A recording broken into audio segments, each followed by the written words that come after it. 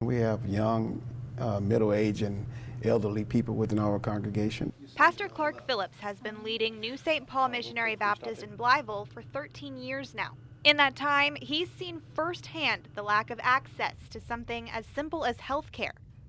Everybody don't have an automobile per se that can go long distance. Here in Arkansas, there are only around 120 primary care physicians for every 100,000 people.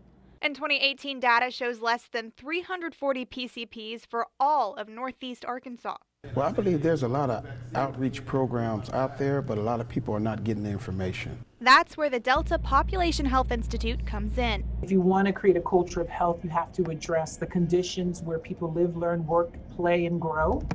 Those are the major drivers for health outcomes. The Institute is part of NYIT-COM at Arkansas State's efforts to address health disparities in the Delta. Whether it would be in geography, rural, urban, race, gender, ethnicity, age groups, all different types of populations of people. Dr. Brooke Schild-Laurent is the executive director for DPHI. She says they use several tools to help tackle the health divide.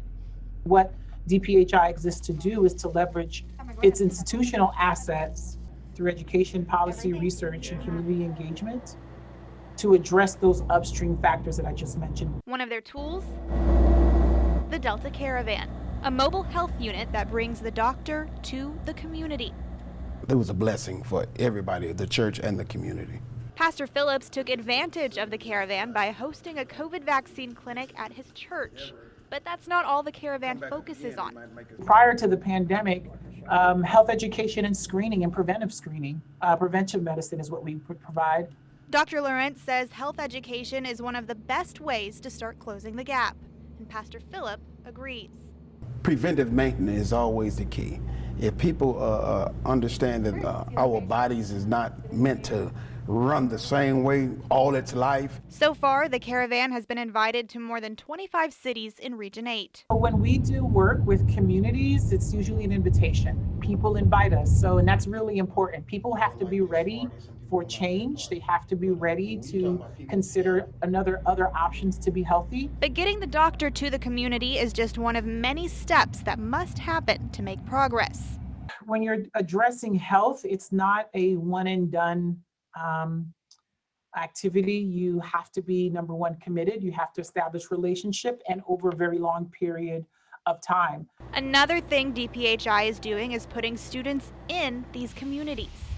You got to have medications, you got to have transportation, and I know that's harder to do, and you have to have physicians. Dr. Valencia Andrews-Pirtle helps mentor students with NYIT. We are making a change in people's lives by being able to give them access to medication, just keep things in order. NYIT has several students doing rotations in the Delta and alumni with plans to practice there when they finish residency. We talk about health. It's not going to be overnight. It takes time. Dr. Laurent says since launching DPHI in 2019, they've seen a greater reaction from communities to health education and applying initiatives to schools and workplaces. The partnerships we have with communities are because they're saying, hey, we're acknowledging there's a problem, and we want to learn more about how we can address these issues that we're experiencing. We want to decrease the gap. To see a lasting impact, though, it's going to take more work, not just from outreach programs, but from within these communities. We have to work with undergrad programs, municipal leaders, educators, community leaders on the ground level, people that have the heartbeat of their community to do that.